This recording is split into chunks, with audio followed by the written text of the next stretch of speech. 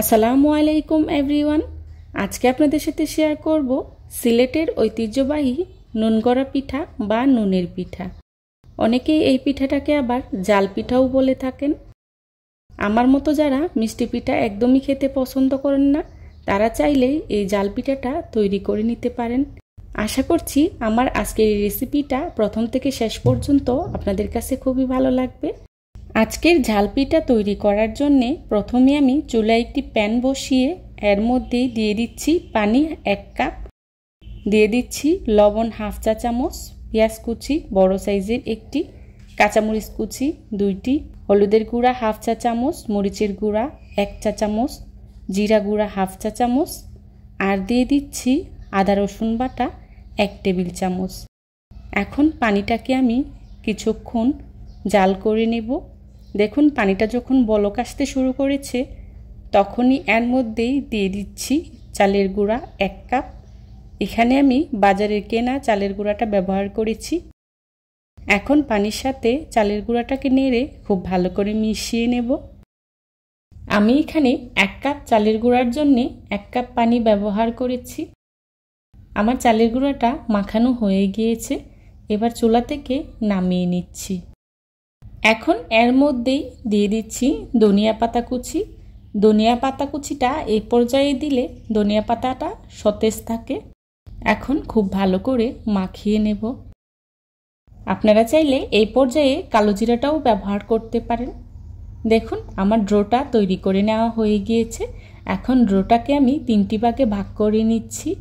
সেখান থেকে একটি নিয়ে খুব ভালো করে রুটি তৈরি করে নেব। দেখুন আমি কিভাবে রুটিটা তৈরি করে নিচ্ছি। রুটি তৈরি করার জন্যে আমি কিছুটা আটা নিয়ে নিচ্ছি। আটা দিয়েই রুটিটা তৈরি করে নেব। এখন একটি বেলুনের সাহায্যে খুব ভালো করে বেলে একটি রুটি তৈরি করে নেব। আর এভাবে আমি পাতলা একটি রুটি তৈরি করে নেব। আমার রুটিটা তৈরি করে নেওয়া হয়ে গিয়েছে। দেখুন আমি কি পরিমাণে পাতলা রুটি তৈরি করে নিয়েছি। রুটিটা যত পাতলা হবে পিঠাটা ততই ফুলকো ফুলকো হবে। এখন পিঠা তৈরি করার জন্যে আমি এখানে একটি কেকের মোল্ড নিয়েছি। আর কেকের মোল্ডের সাহায্যে আমি পিঠাটাকে ছোট ছোট করে কেটে নিচ্ছি। দেখুন আমি কিভাবে পিঠাটা তৈরি করে নিচ্ছি, আর সেটা দেখেই বুঝে নিতে হবে। আর এভাবে আমি সবগুলো পিঠা তৈরি করে নেব। আপনারা চাইলে কুকি কাটার কিংবা যে কোনো স্টিলের পাত্র দিয়েও পিঠাটা তৈরি করে নিতে পারবেন। এই পিঠাটা তৈরি করা খুবই সহজ, অল্প সময়ে অল্প উপকরণেই তৈরি করে নেওয়া যায়। দেখুন আমার সবগুলো পিঠা তৈরি করে নেওয়া হয়ে গিয়েছে। এখন পিঠাগুলোকে আমি আপনাদের সাথে ভেজে শেয়ার করছি। পিঠাগুলো ভাজার জন্যে চুলায় একটি প্যান বসিয়ে এর মধ্যে পরিমাণ মতো তেল গরম করে নিয়েছি। এখন এর মধ্যেই দিয়ে দিচ্ছি পিঠাগুলো দিয়ে আমি উল্টে পাল্টে পিঠাগুলোকে খুব ভালো করে ভেজে নেব। এক পাশ হয়ে গিয়েছে, এখন উল্টে দিচ্ছি। আর এভাবেই উল্টে পাল্টে পিঠাগুলোকে আমি ভেজে নেব। আমার পিঠাগুলো ভাজা হয়ে গিয়েছে। দেখুন আমি পিঠাগুলোকে হালকা ব্রাউন কালার করে ভেজে নিয়েছি। এখন একটি স্ট্যানারের সাহায্যে তেলটা খুব ভালো করে ঝরিয়ে চুলা থেকে নামিয়ে নিচ্ছি। চেষ্টা করেছি খুবই সহজভাবে আজকের এই রেসিপিটি আপনাদের সাথে শেয়ার করার জন্যে। আশা করছি আমার আজকের এই রেসিপিটি আপনাদের কাছে খুবই ভালো লাগবে।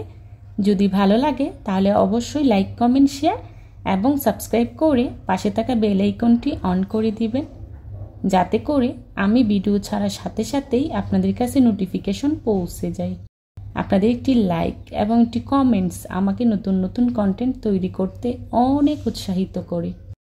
পিঠাগুলোকে আমি একটি সার্ভিং ডিশে সার্ভ করে নিয়েছি।